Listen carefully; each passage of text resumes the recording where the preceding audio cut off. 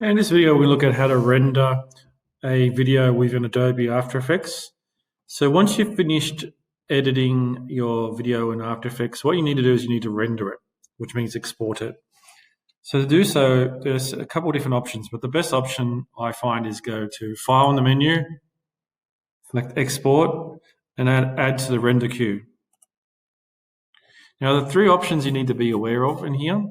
First up is you've got the render settings. So if you select the best settings link here, okay, you got some details in here which allow you to change how it's going to render. The most important things are you can select your quality here. So if you're just doing a draft, which means you're going to do a quick render so you can look at it, there's no point doing a best render because it might take a long time to render. So the draft and wireframe are really good if you say want to render it quickly just to have a look at the sequence and the flow. You can also pick the resolution. If you have like a 4K video, for example, you can drop the resolution down to half, a third, and so on. So because my resolution is 1280 times 720, if I select half, you can see right away it goes down by half. So this is a great way of if trying to reduce the quality of a very large video, such as 4K resolution down to full HD and so on. Other options on here too is you can also add motion blur and so on here.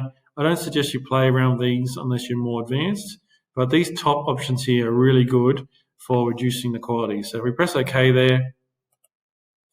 Next option is the output module. So if we select lossless, we've got different options here. We've got the format. Now for video, it's either AIFF or AVI. You've got some other options there if you want to do GIFs or JPEGs, and you've got audio options in there. The bottom options, I would say, be very careful depending on what codecs are installed in your machine. A lot of computers no longer support QuickTime or players, so be very careful there unless you've got like an up or something like that. You've also got your video output, which is really important.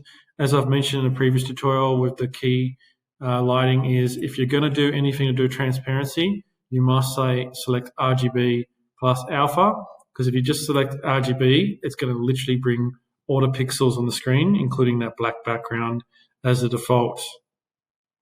Okay, and also down the bottom here, you've got audio options. So if you want to reduce your audio quality for reasons of maybe you're trying to save file size, you can change it down.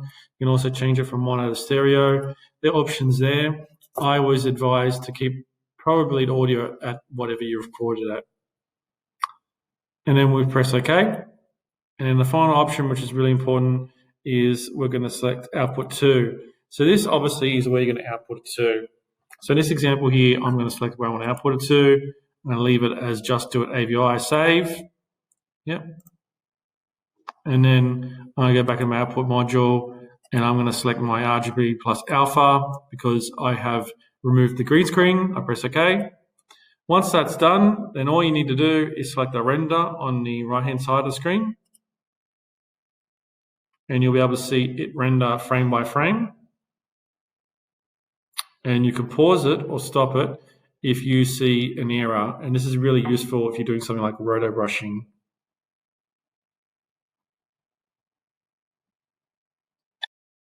And then you'll hear a little sort of noise at the end indicate it's finished.